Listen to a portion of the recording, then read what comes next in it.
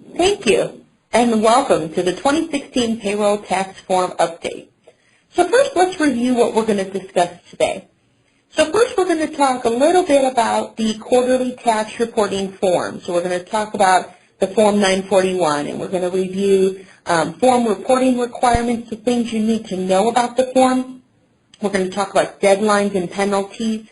And then we're going to talk about some important points. And a lot of those important points are average things that the IRS reports back as, typical errors that they find on the Form 941.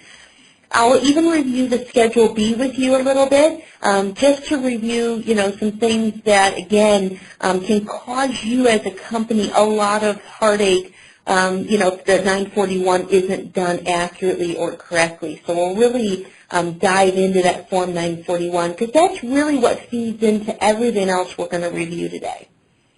Then we're going to talk about the W-2 form, and there's box-by-box information within your handout.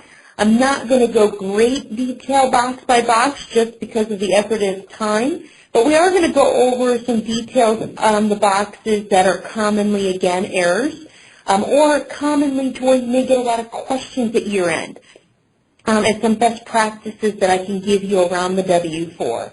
We're also going to talk about some changes that we're anticipating on the W-2 for this tax year as well that you need to be aware of and to watch out for as you start putting together your year-end project plans for 2016. You need to be aware that some deadlines have changed on us as payroll professionals in regards to the W-2, so you need to be prepared for those changes. And then we're going to spend a little bit of time on the FUTA form, our annual FUTA form, which is the Form 940. Now, for the Form 940, we do not have the approved and finalized form from the IRS for tax year 2016 as of yet.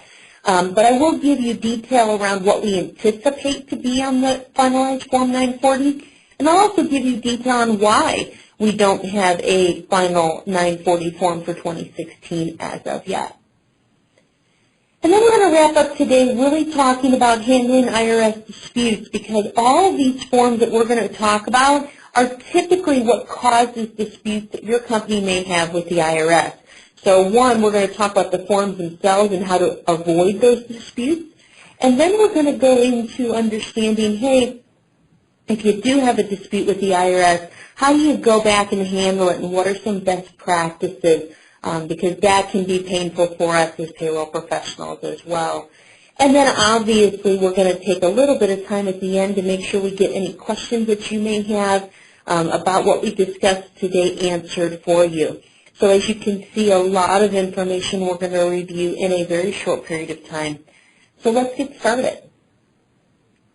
So the Form 941. So the Form 941 is your quarterly tax return with the IRS.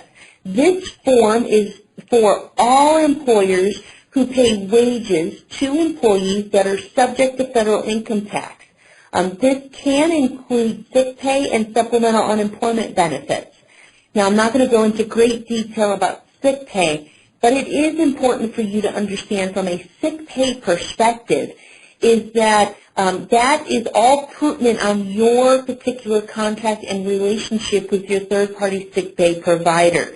So in some instances, that liability you may transfer to a third-party sick pay company for them to do filing and reporting on your behalf.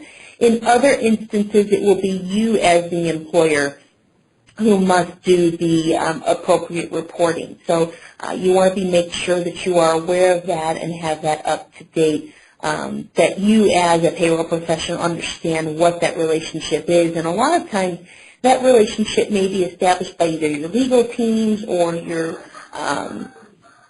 benefits team. So make sure that you're working with them and understanding that.